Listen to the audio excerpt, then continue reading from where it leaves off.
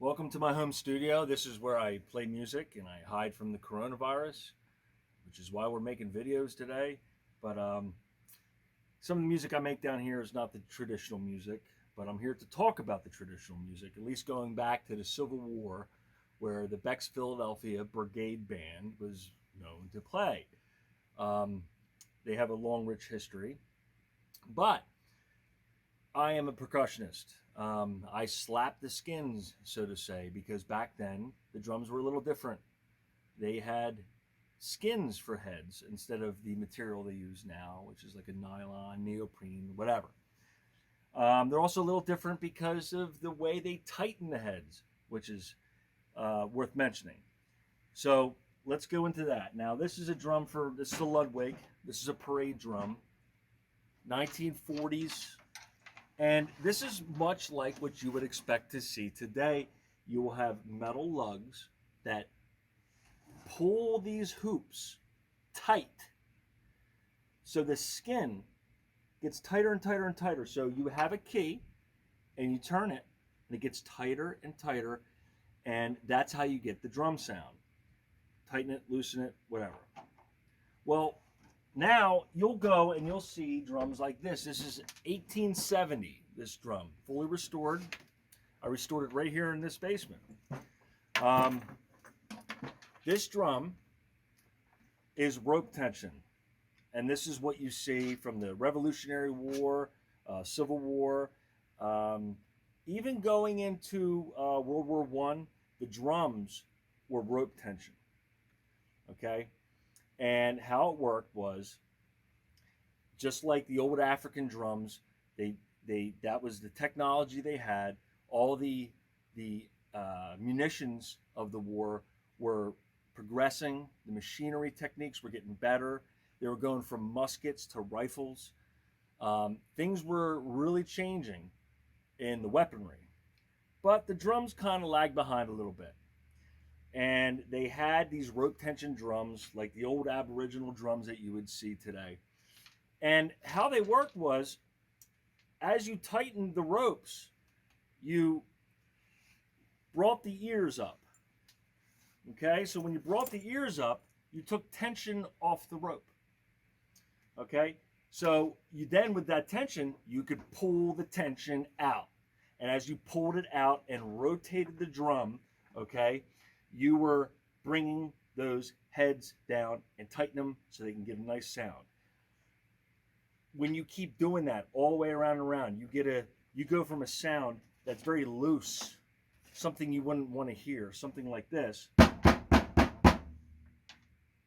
and then you bring these ears down and you tighten them. You create that tension. You bring them down. And as you do that, you can manipulate a rope to be so tight, better than the lugs they had in the past, and make it like that. And that's how they did it. And that was a rope tension drum. You will notice that the grips that the drummers use were like this. They were like this. This is called traditional grip. Traditional grip has a reason that it's called traditional, because it's the original way to do it. What you may know today is called the match grip, or they call it the overhand grip. But it's the match grip because each hand matches each other. But why would they notice that and say, "Oh, that's a grip, that's a match grip"? Why was that the new phase? Because this was the original way. And there's only one good reason that this was the original way, and that's because how the drums laid on your body. It wasn't like how it was at the football game last week, where you had a drum flat in front of you and you could just sit there and play with your match grip on top. You will see drum corps playing with the traditional grip, but that is a look backward, because when you have this drum, for example, and this drum is hanging off the side of you like this, a sling drum. It's hanging off the side. How are you going to play that drum? Well, if you played with the match grip, both hands matching each other, why not? you would have to play over here on the head. Look at that arm. It'll tire you out. You going to play like that? Is that how you're going to play all day long? All through the night? No. You take that grip and you change it up, put it here, and then you can drop that grip right down there like this. And that's how that was born. And that's how original drumming was. So if you fast forward, you know, in the Civil War, they had calls. They would say, hey, look, we need to tell the troops they need to get some wood. And they would have a call. And the call would be like, blah, blah, blah, blah, blah, blah. And everyone knew when they heard that, oh, we got to go get some wood. They'd have calls for getting water. They had calls for everything. It wasn't just ready, aim, fire. They had calls for everything. And that's why musicians didn't sleep. Because bugles, drums, they were, even the bands themselves, they had to play to entertain the troops through the night. These guys didn't sleep. They got paid more, but it was for good reason, believe it or not. So I want you to take away from this. When you see an old drummer, maybe Dave Clark, I believe, but you take the great jazz legends. Let's take Buddy Rich, Gene Krupa, Art Blakey.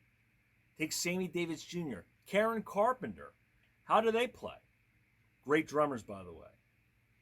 How do they play? They played with the traditional grip. And the reason why that is drumming is a profession that has been passed down. Teachers teach students, students become teachers. And with that, you bring the tradition with you. So if you were a drummer and you had sling drums and you learned to play like this, when you taught a student, what would you tell them? You'd say, first you hold your stick like this, and they would teach their students that way. It wasn't until the modern rock era, arguably they say when Ringo came on Ed Sullivan in 1964 and he brought out the match grip, all of a sudden drummers were like, I want to play like this. But for a long time they were playing traditional, and that was because it was passed down. You'll still see it today. You'll see it in drum corps where the drums lay flat and they have no reason to play traditional. But they will play traditional because that is the classically trained way to play.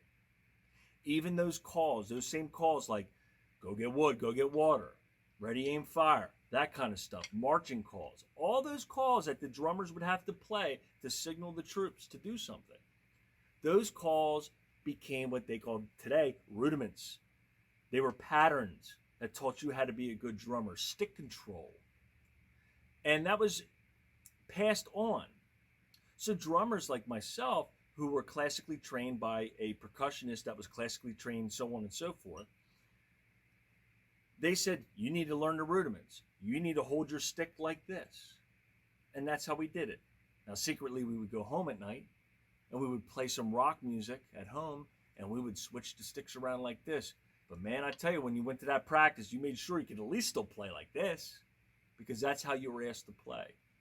And you'll still see concert, jazz, anyone who's classically trained, you'll see that traditional grip. And I want you to think next time of the days in war when you had to march and you had to make signals with that drum right there at your hip. That traditional came from that ease of playing like that. And I hope that shines some light on why you see rope tension drums. I hope that shines some light on why you see us playing in this funny old way. And I hope you have a good night. Thank you.